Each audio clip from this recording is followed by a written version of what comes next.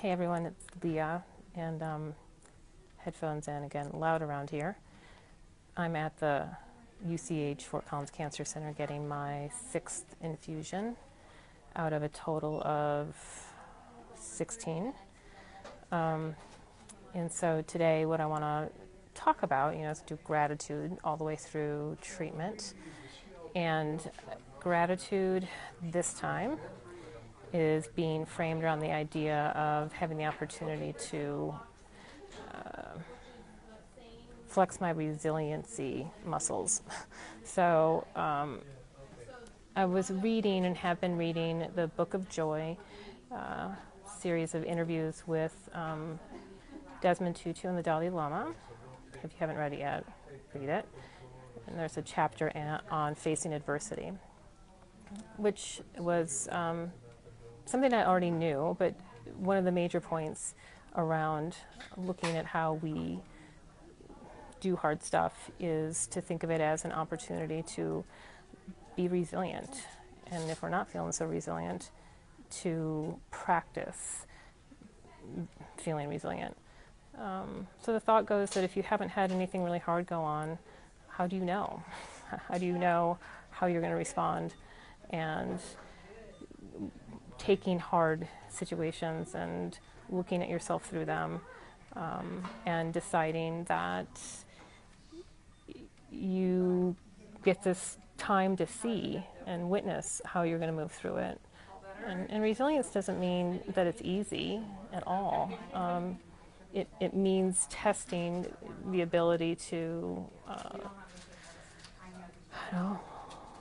watch yourself come through something challenging and still be kind of all in one piece when you get to the other side.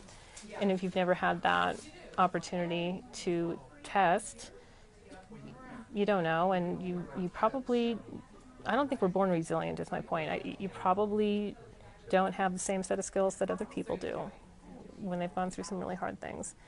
And so I often joke, because I don't talk about the hard stuff, and this video is not about the hard stuff, when I'm in those moments where I'm really struggling, my new kind of motto is another resiliency building opportunity. And I honestly, when I really buy into my own shit like that, I'm like, okay, yeah, exactly. Do other people get to test it this way? Well, unfortunately with cancer a lot. Somehow this feels like the normal when you're in the infusion center and there's so many people here, so I like to think that they're using this as their resiliency building opportunities.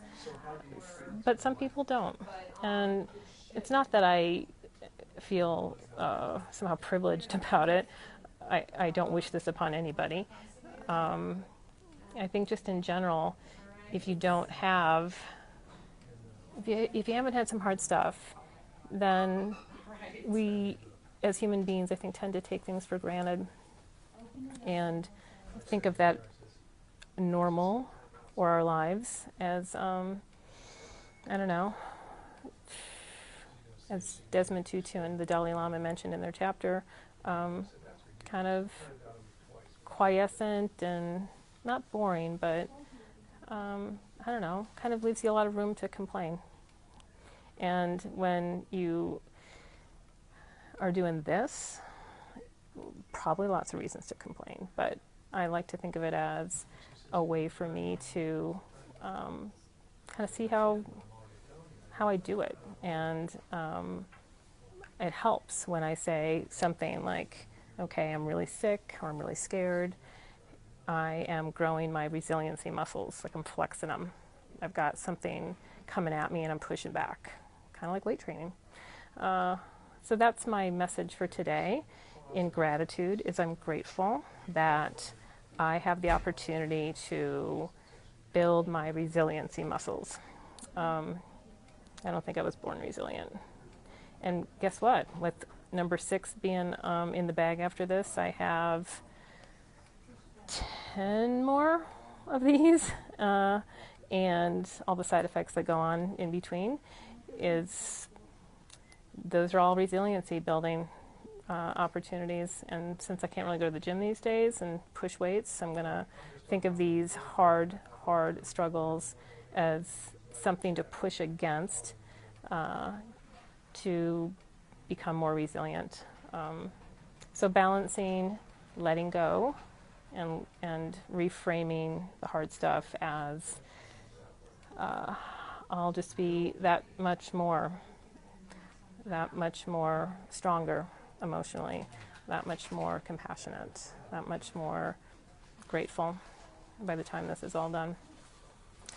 That's my message. So the next time you're really struggling with something, think about it's a resiliency building opportunity. And in my sign off, for those of you who read my blog, wearing lipstick, put on the earrings, fake it till you make it. So if I feel like shit, I don't really want to look like shit. So this is what I'm going to do the rest of the way as long as I possibly can.